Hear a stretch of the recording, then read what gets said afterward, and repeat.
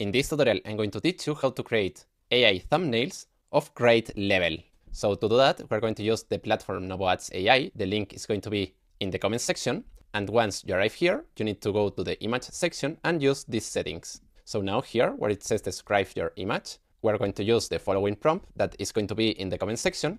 And here, where it says title, we have to write the title of our video. For example, documentary of the life of Cristiano Ronaldo, for example. Now in the text overlay, we have to write the text that we want to appear in the thumbnail. For example, here was incredible, and here the best YouTuber. So now here, let's write the best, for example. And now in reference image, this is optional. You can upload an image, for example, of Cristiano Ronaldo here, but I'm going to erase this because I don't want to upload a reference image.